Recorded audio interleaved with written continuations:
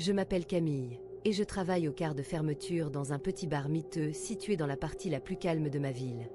L'endroit se trouve juste à côté d'une autoroute, mais le parking a aussi une entrée arrière accessible au public en général. Ce n'est rien de luxueux, juste un lieu sombre et mal éclairé où les habitués se connaissent tous par leur prénom, et où le jukebox joue en boucle les mêmes chansons de rock classique depuis des années. L'ambiance a quelque chose de désuet, presque figé dans le temps, avec des murs écaillés couverts d'affiches de bière jaunie et une odeur persistante de bois usé et d'alcool. J'ai toujours eu l'impression que ce bar cachait des histoires, mais je ne suis pas certaine de vouloir les entendre. La plupart de nos clients sont des camionneurs locaux qui s'arrêtent après une longue journée sur la route, et de temps en temps un touriste égaré en quête d'un verre pour se détendre. Malgré l'aspect modeste du lieu, j'aime la routine. Elle est prévisible et m'offre une certaine stabilité. Les pourboires sont étonnamment corrects, surtout de la part des camionneurs qui apprécient un sourire amical à prétendeur de solitude, et avec le temps, j'ai appris à gérer les différents types de clients qui fréquentent le bar. Les bavards qui ne s'arrêtent jamais de parler, les dragueurs qui tentent leur chance à chaque sourire, les buveurs silencieux qui veulent juste leur verre, et ceux qui préfèrent qu'on les laisse tranquilles. Les week-ends sont évidemment beaucoup plus animés. Le bar se remplit de rires, de cris et du tintement constant des verres qui s'entrechoquent. Mais travailler en semaine a ses propres défis. On attend de moi que je gère mes quarts de nuit toute seule. Je n'ai même pas un serveur qui passe de temps en temps pour m'aider. Bien sûr, c'est un travail plus calme et plus lent pendant ces jours-là, mais la compagnie de mes collègues me manque. La solitude de ces longues nuits peut devenir pesante, et le silence du bar vide peut être oppressant, seulement interrompu par le bourdonnement du jukebox ou l'écho lointain d'un moteur sur l'autoroute. Je reste toujours vigilante pendant mes quarts, car nous devons parfois gérer des bagarres de bar, ce qui n'est pas surprenant vu le type de clientèle que nous attirons. Certains clients arrivent déjà éméchés, et il suffit d'un rien pour qu'une dispute dégénère. C'est pourquoi j'ai tout de suite remarqué l'homme qui est entré cette nuit-là. C'était un mardi, vers 1h du matin, une heure où le bar est généralement presque désert. Si je devais deviner, je dirais qu'il avait une quarantaine d'années, mais ce qui m'a frappé, c'est à quel point il était impeccable. Son apparence semblait presque déplacée dans un endroit comme celui-ci. Cheveux bien coiffés, rasés de près, il portait un col roulé noir sous un long manteau de la même couleur. Ce n'était pas le genre d'homme qu'on s'attend à voir dans un bar de bord de route dans une ville comme la nôtre. Il y avait quelque chose dans sa démarche, une élégance presque étudiée, qui faisait penser à de l'argent, mais pas celui qu'on affiche avec des bijoux ou des montres de luxe, plutôt une richesse discrète, ancrée. Il est entré dans le bar avec assurance, jetant un regard lent autour de lui, ce qui m'a donné l'impression d'être observé, même s'il ne me regardait pas directement. Puis, il s'est dirigé rapidement vers le comptoir et s'est assis sur l'un des tabourets usés. Je me souviens qu'il se tenait incroyablement droit, comme s'il ne se permettait jamais de se voûter, ce qui m'a semblé étrange pour quelqu'un qui venait dans un bar à cette heure de la nuit. Je me suis approchée pour prendre sa commande, et il a levé les yeux vers les bouteilles alignées sur l'étagère derrière moi. Sans hésiter, il a commandé une boisson haut de gamme, un de ces alcools que personne ne demande jamais ici. Pendant que je versais son verre, il m'a demandé avec un sourire si j'aimais travailler dans ce bar. C'était une question assez banale, alors j'ai répondu honnêtement en disant que oui, et je lui ai rendu son sourire. Pour détendre l'atmosphère, j'ai fait une petite plaisanterie sur le métier de serveuse, espérant que cela rendrait l'échange plus léger. J'aimerais pouvoir dire qu'il m'a tout de suite donné une impression inquiétante, mais ce n'était pas le cas. Son attitude n'était pas celle de quelqu'un qui cherche des ennuis. Au contraire, il semblait être un homme respectable, comme ces pères célibataires qu'on voit au match de foot pour enfants, encourageant leur équipe et saluant tout le monde avec enthousiasme. Il y avait quelque chose de presque rassurant dans sa manière de parler, ce qui m'a fait baisser ma garde un instant. Nous avons discuté un moment, ce qui ne m'a pas dérangé puisque le bar était pratiquement vide. Ces questions étaient anodines au début. Comment s'était passée ma journée, si le bar était toujours aussi calme à cette heure? Je me suis surprise à apprécier la conversation, ce qui est rare lors d'un quart aussi solitaire. Mais soudain, sans prévenir, il m'a demandé si j'avais déjà envisagé de faire quelque chose de plus grand dans ma vie. La question m'a prise au dépourvu. Ce n'était pas vraiment inquiétant, mais un peu hors contexte étant donné que nous venions juste de nous rencontrer. J'ai eu l'impression qu'il cherchait à en savoir plus que ce qu'une conversation banale devrait permettre. Je lui ai adressé mon sourire habituel de serveuse et lui ai répondu que, pour l'instant, j'étais satisfaite de mon travail.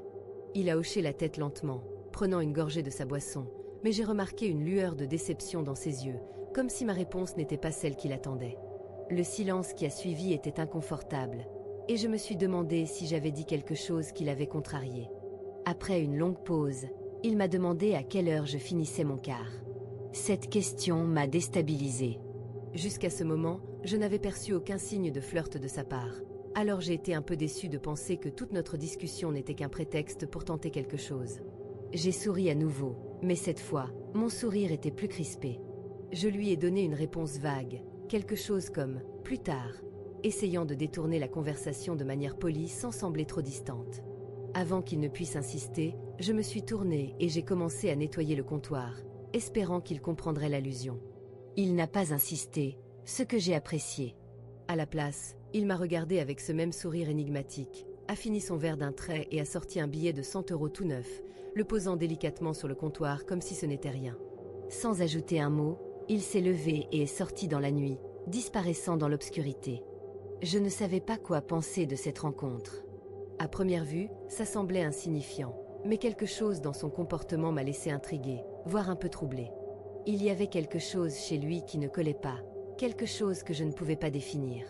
J'ai décidé que je ne le reverrais probablement jamais, et j'ai essayé de reprendre ma vie comme si de rien n'était. Mais j'avais tort.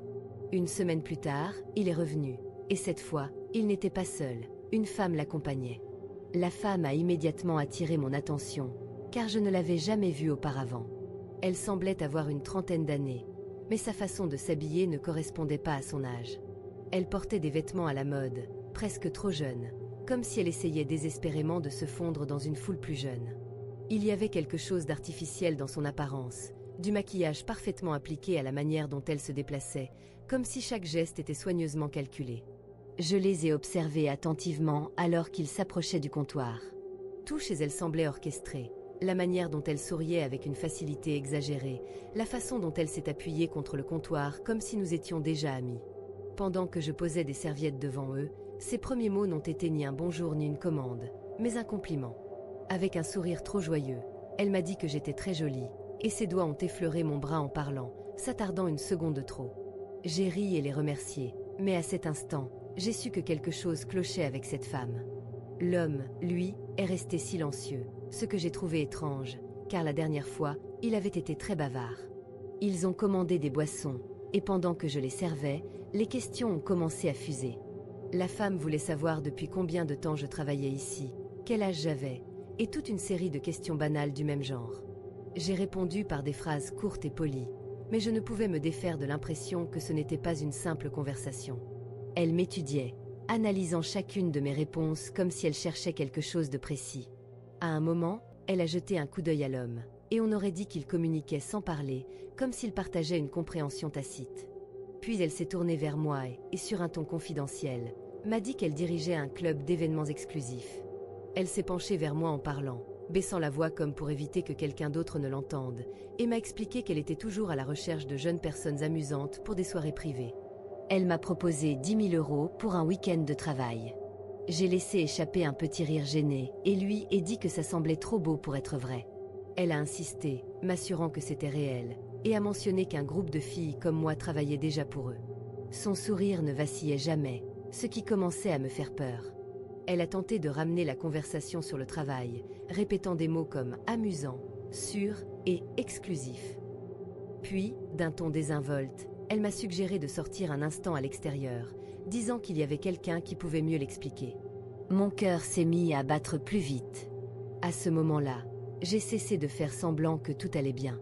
Je n'ai même pas essayé de cacher mon malaise. « Je suis bien ici », ai-je dit fermement, sans sourire cette fois. Juste à cet instant, un groupe de clients est entré dans le bar, riant et parlant fort. L'expression de la femme a changé immédiatement. Son masque amical s'est fissuré pendant une seconde avant qu'elle ne se tourne vers l'homme à ses côtés. Sans un mot de plus, ils se sont levés et sont partis. Je ne vais pas mentir, j'étais assez secouée après ça. Ces inconnus venaient de me proposer Dieu sait quoi. J'en ai parlé à mes collègues et à mon patron, et nous avons tous convenu de rester vigilants au cas où il reviendrait. Mon patron m'a assuré qu'il était toujours à 15 minutes en voiture si j'avais besoin de lui, et les caméras de sécurité du bar suffisaient généralement à dissuader les comportements suspects. Il n'y avait pas grand-chose d'autre à faire. Après tout, ces personnes n'avaient rien fait d'illégal. J'ai essayé de chasser ça de mon esprit, mais quelques nuits plus tard, en fermant le bar, j'ai vu la voiture. Elle était garée de l'autre côté de la rue, moteur éteint, immobile. J'ai tenté de me convaincre que ce n'était rien, mais la sensation d'être observée m'a envahi tandis que je marchais vers ma voiture. J'ai gardé la tête baissée, serrant mes clés dans ma main avec force. En quittant le parking, j'ai jeté un œil dans mes rétroviseurs et j'ai vu la voiture me suivre. Elle restait à une distance suffisante pour ne pas éveiller les soupçons, mais à chaque virage que je prenais, elle était toujours là. J'ai tourné au hasard dans une rue latérale, et elle m'a suivi encore. La panique a commencé à monter en moi. Je savais que c'était eux. Je me suis forcée à rester calme et à réfléchir, puis, sans hésiter, j'ai conduit jusqu'au parking d'un commissariat de police, agrippant le volant si fort que mes jointures sont devenues blanches. Dès que je suis arrivée, la voiture qui me suivait a accéléré et a disparu. Pendant un temps, il ne s'est rien passé d'autre, mais je savais que ce n'était pas fini. Et j'avais raison. C'était un quart de travail calme en semaine. Presque personne n'entrait vers minuit. J'essuyais le comptoir, envisageant de fermer plus tôt, quand la porte s'est ouverte avec un grincement. C'était la femme. J'ai immédiatement envoyé un message à mon patron, aussi discrètement que possible. J'ai levé les yeux et l'ai vue me fixer avec ce même sourire artificiel. Elle s'est dirigée lentement vers le comptoir et s'est assise, les mains soigneusement croisées. Je débattais de lui demander de partir quand elle a dit qu'elle était passée voir comment j'allais. Mon estomac s'est noué, mais j'ai fait de mon mieux pour le cacher. Je lui ai dit que nous étions sur le point de fermer et qu'elle devait partir, mais elle a fait une moue et a demandé juste un cocktail. J'ai pensé à refuser, mais j'ai décidé que la servir pourrait la retenir assez longtemps pour que mon patron arrive. Je me suis tournée pour préparer la boisson, essayant de rester calme, quand j'ai entendu le léger mais immistakable clic de la porte principale qui se fermait. Je me suis retournée. La femme n'était plus là. Une boule d'angoisse s'est formée dans mon estomac alors que je m'approchais de l'entrée. À travers la vitre, j'ai vu une camionnette noire garée dehors. Sans réfléchir, j'ai verrouillé la porte aussi vite que possible. Mais ensuite, j'ai entendu un bruit métallique à la porte arrière. Quelqu'un essayait d'entrer. Je n'ai pas réfléchi. J'ai attrapé l'objet le plus lourd que j'ai pu trouver, un shaker en métal, et l'ai brandi comme une arme tout en composant le 112 avec l'autre main. Je savais que la police n'arriverait pas à temps, alors j'ai envisagé de sortir en courant par la porte principale, mais quelque chose m'a arrêté. Je me préparais à me défendre quand j'ai vu des phares entrer dans le parking. C'était mon patron. Les bruits à la porte arrière ont cessé brusquement, et quelques secondes plus tard, la camionnette a démarré en trombe avec un crissement de pneus. J'ai couru vers mon patron, l'ai serré dans mes bras et lui ai raconté ce qui s'était passé. Il m'a dit qu'il avait noté la plaque d'immatriculation de la camionnette en partant. Quand la police est arrivée, mon patron a visionné les enregistrements de sécurité avec eux. Ce que nous avons vu était pire que ce que j'avais imaginé. Juste avant que la femme ne parte, les caméras avaient capturé 2 silhouettes masquées accroupies près de la porte principale, en attente. Il y avait une autre personne à l'arrière, frappant la porte avec son poing, clairement pour me forcer à sortir par devant. C'était terrifiant. Pire encore, la plaque que mon patron avait relevée s'est révélée non enregistrée. Cela fait plusieurs semaines depuis cet incident, et aucun progrès n'a été fait. La seule bonne nouvelle est que mon patron ne me laisse plus travailler seul. Pourtant, chaque fois que je suis programmée pour un quart de nuit, je me sens profondément mal à l'aise. Je me demande encore comment il savait que je serais seule cette nuit-là. Ça n'a aucun sens. Souvent, je pense à ce qui serait arrivé si j'avais cédé à la peur et couru par la porte principale. Je travaillais auparavant au quart de nuit dans une supérette d'une station-service située sur un tronçon tranquille de l'autoroute. Je dis « travaillais » parce qu'après ce qui m'est arrivé il y a quelques mois, je ne travaillerai plus jamais de nuit. C'est une petite station, du genre qui ne voit presque pas de clients une fois la nuit bien entamée. Je passais la plupart de mon quart à réapprovisionner les rayons, nettoyer les comptoirs et occasionnellement, encaisser un camionneur ou un voyageur de passage. Je me souviens de cette nuit avec une clarté troublante. Il était un peu plus de 2h30 du matin.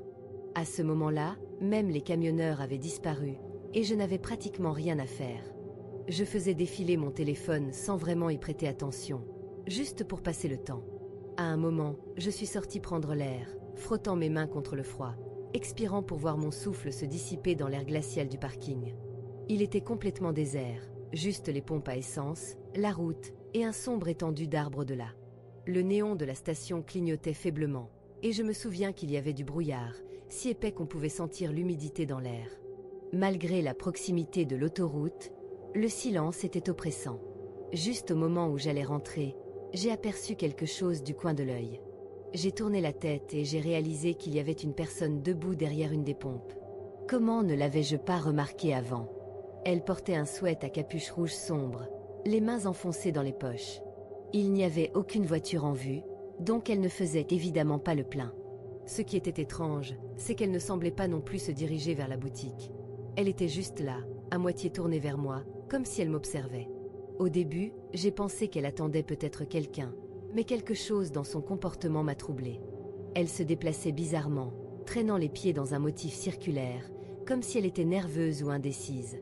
Je suis rentrée dans la boutique, mais je me suis assurée de la surveiller à travers la vitre, faisant semblant de ne pas la regarder tout en espérant que quelqu'un vienne la chercher.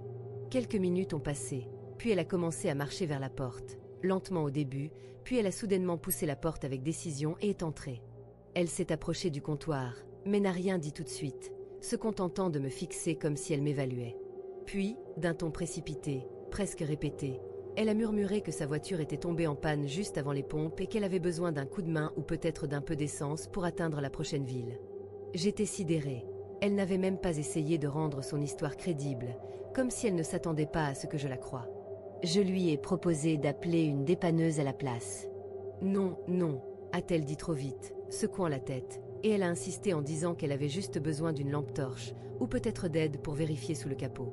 Quelque chose n'allait clairement pas, c'était évident. Sa façon de parler, la manière dont elle observait ma réaction, tout semblait être un test. Pour être honnête, les gens qui viennent dans les stations-service à cette heure sont souvent un peu bizarres, et j'ai commencé à me demander si elle avait vraiment besoin d'aide ou si c'était juste une personne étrange. Je lui ai demandé où était garée sa voiture, et elle m'a dit que c'était juste après l'entrée de l'autoroute.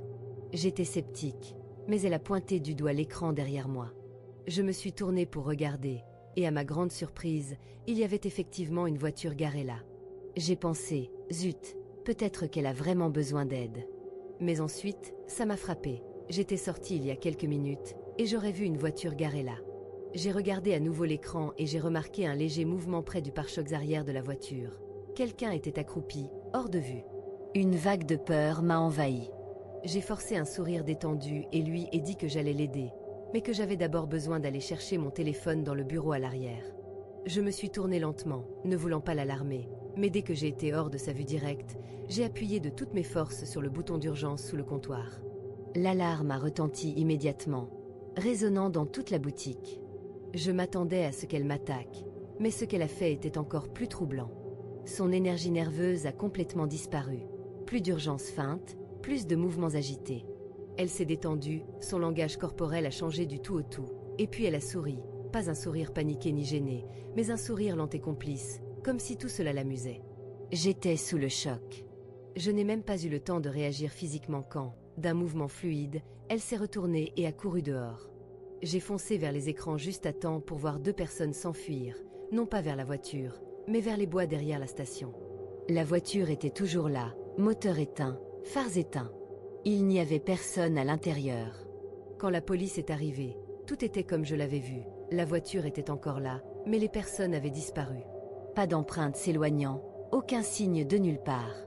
Un des officiers a alors remarqué quelque chose que je n'avais pas vu. La porte côté passager avant était ouverte. Il y avait une troisième personne à l'intérieur tout ce temps.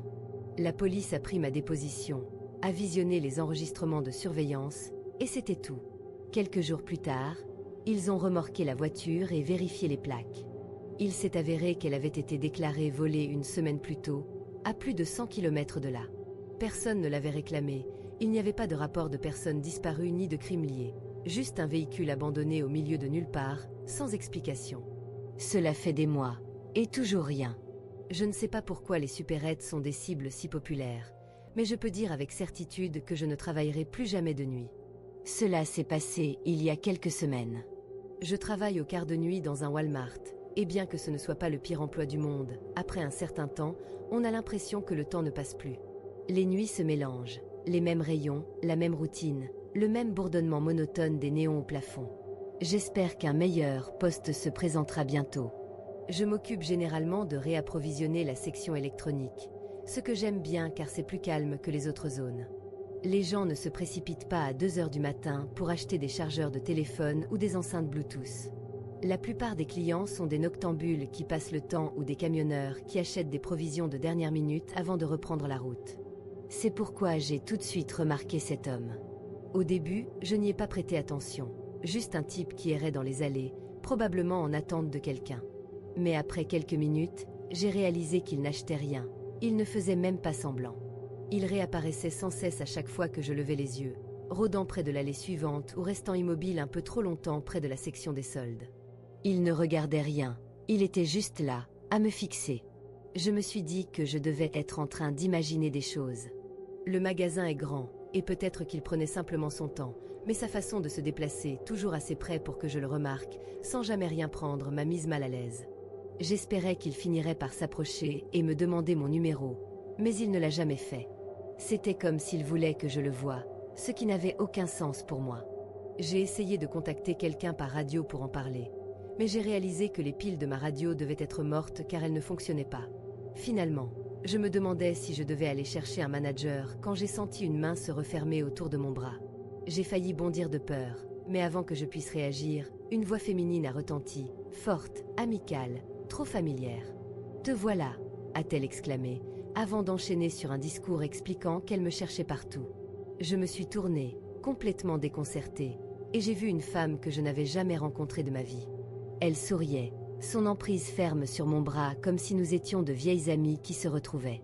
Avant que je puisse dire quoi que ce soit, elle s'est penchée vers moi et a chuchoté, son ton devenant bas et urgent. « Ce type t'a filmé, suis-moi. » Mon estomac s'est noué. J'ai légèrement tourné la tête, juste assez pour jeter un coup d'œil en arrière. L'homme était toujours là, mais maintenant il ne faisait même plus semblant de fouiller. Il me regardait fixement. Une vague de peur m'a submergée. J'ai laissé la femme me guider. Je n'ai même pas posé de questions. La manière dont elle tenait mon bras, la façon dont elle parlait si fort et si naturellement, comme si nous étions deux amis de longue date, m'a donné quelque chose à quoi me raccrocher. J'étais plus que reconnaissante que quelqu'un ait remarqué ce qui se passait et se soit mis dans une situation inconfortable juste pour m'aider. Elle a continué à jouer la comédie pendant que nous marchions, parlant sans arrêt de quelque chose, peut-être un voyage qu'elle avait fait, ou une blague que nous étions censés partager. Je n'ai presque pas écouté ses mots. Mes pensées étaient fixées sur lui. Était-il vraiment en train de me filmer? C'était effrayant. Je voulais savoir s'il nous suivait encore, mais je n'ai pas trouvé le courage de regarder en arrière. La femme m'a guidée à travers les allées, se déplaçant rapidement. Je n'ai presque pas remarqué où nous allions, juste que la distance entre cet homme et moi augmentait. Honnêtement, j'attendais qu'elle cesse de prétendre me connaître à un moment donné, mais elle a continué. À un moment, ça a commencé à devenir un peu inconfortable, alors j'ai regardé derrière moi, et à mon grand soulagement, cet homme ne me suivait plus. Cependant, la femme continuait de me pousser en avant. Je lui ai dit que nous étions en sécurité maintenant et que nous devrions probablement chercher mon manager, mais elle a juste resserré sa prise, disant qu'il était toujours tapis quelque part. Je me suis dit, que peut-il faire dans un magasin rempli d'employés? J'étais inquiète au début car il n'y avait personne autour, mais maintenant que je n'étais plus seule, j'ai commencé à réaliser que ça n'avait plus de sens d'avoir peur. Je le lui ai dit, mais elle a continué à avancer. J'ai insisté en disant que j'étais sérieuse et j'ai planté mes pieds, tordant légèrement mon bras pour desserrer son emprise. « Tu peux me lâcher maintenant » ai-je dit, mais elle ne l'a pas fait. Elle m'a souri, mais il y avait quelque chose de faux dans ce sourire. « Juste un peu plus loin » a-t-elle dit, me traînant pratiquement à ce stade. J'ai regardé autour de moi. Le magasin était presque désert. Nous avions dépassé les caisses automatiques, les allées plus fréquentées.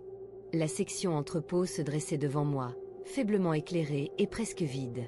Au-delà, il y avait la sortie latérale, celle sans caméra que les employés utilisaient pour charger les livraisons. C'est alors que j'ai compris. Elle me conduisait directement vers la sortie. Je n'ai pas réfléchi. J'ai crié à l'aide tout en dégageant mon bras de sa prise de toutes mes forces. Elle a perdu son emprise juste assez pour que je me libère. Je n'ai pas perdu une seconde. Je me suis retournée et j'ai couru vers l'entrée principale du magasin.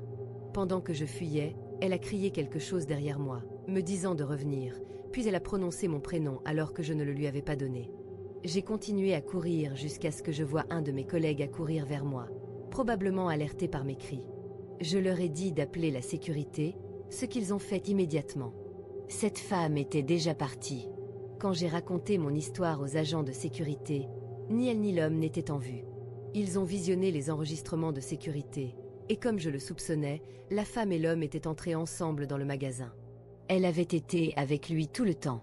Le visage de l'homme était clair comme le jour sur une des images, mais le sien était toujours de dos.